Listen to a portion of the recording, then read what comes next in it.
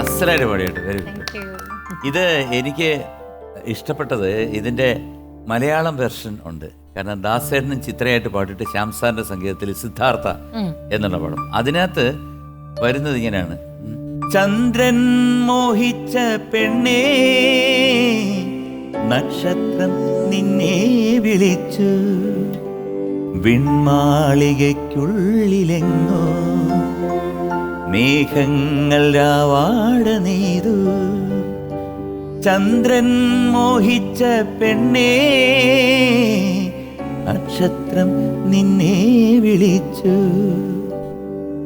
വൈകുന്നതെന്തേ നീ എന്നും തേരെ മേരെ സപ്നേ അബ് ഏക രംഗ് ഹൈ, ഓ ജഹാൻ ഭി ലേ ജായേ രാഹേ ഹം സംഗ് ഹൈ.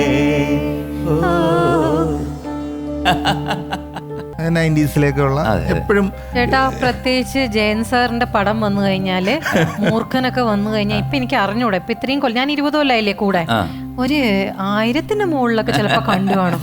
അപ്പൊ ഞാൻ വിചാരിക്കും എന്താണ് ഇങ്ങനെയെന്ന്. ഈ ലൂപ്പിലിട്ട് പടങ്ങൾ കാണുവാന്നൊക്കെ പറയില്ലേ. അല്ല, ഈ ഒരു 90s കാലഘട്ടത്തിലെ സിനിമകളും ഇതും അതിന്റെ ഒരു രംഗം ചെറുതായിട്ട് വന്നാൽ പോലും ഞാൻ നമ്മൾ ശ്രദ്ധിക്കുക. അതുകൊണ്ട് മനസ്സിൽ നിന്നൊന്നും ഒരിക്കലും പോവില്ല. സിനിമ സംബന്ധിച്ച എല്ലാ ചോദ്യങ്ങൾക്കും ഇവിടെ അല്ലെ, ബാക്കിയുള്ള പ്രോഗ്രാമിലൊക്കെ പോയി കഴിഞ്ഞാൽ ഞാൻ സൈലന്റ് ആണ്, ഉത്തരങ്ങളൊന്നും ഞാൻ പറയാറില്ല. പറഞ്ഞാൽ ജനപ്രിയൻ റോമൻസ് അല്ലേ, അതാണ് ഏറ്റവും കൂടുതൽ അപ്രീഷിയേറ്റ് ചെയ്ത ചിത്രം. ഇപ്പൊ എത്ര ചിത്രങ്ങൾ എടുത്തു? 6 ഏതൊക്കെയാണ്? Janapriyan, romance, happy journey, ഷാജഹാനും ബരിക്കുട്ടിയും, Vikadakumaran, അൽമൽ. ഇനിയിപ്പോ പുതിയൊരു പ്രോജക്റ്റിൽ ഇതിൽ ഏറ്റവും കൂടുതൽ പോപ്പുലാരിറ്റി തന്ന ഫിലിം എന്ന് പറയുന്നത് ജനപ്രിയനും റോമൻസ്. ഇൻഡസ്ട്രി ഹിറ്റ് എന്ന് പറയുന്നത് റോമൻസ് ആയിരുന്നു. അപ്പോഴാണ് എൻ്റെ മറ്റൊരു ചോദ്യം വരുന്നത്. ബോബൻ കുറേ സിനിമകൾ എടുത്തല്ലോ, എന്തുകൊണ്ടാണ് രശ്മി അതിനകത്തില്ല? അല്ല, രശ്മി അഭിനയിച്ചിട്ടുണ്ട്. ആദ്യത്തെ പടത്തിൽ അഭിനയിച്ചു ചേട്ടാ.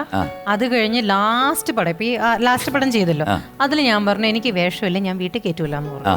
അപ്പൊ ഒരു ചെറിയ വേഷം തോന്നും, ഭീഷണിയെ നടക്കുള്ളൂ. ഇനി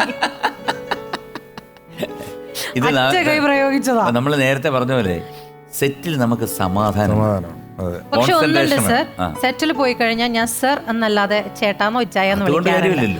തരേണ്ട ബഹുമാനൊക്കെ തരാറില്ലേ? സാറെന്നോ അച്ഛന്നോ അപ്പൂപ്പാന്നോ അങ്ങനെയല്ല. ലൊക്കേഷനിൽ പോയാൽ ഇപ്പൊ ചെറിയ ഡയറക്ടേഴ്സ്, നമ്മളെക്കാൾ പ്രായം കുറഞ്ഞ ഡയറക്ടേഴ്സ് ആണെങ്കിലും ഞാൻ പേര് വിളിക്കില്ല, സർ എന്ന് മാത്രമേ സംബോധന ചെയ്യുള്ളൂ.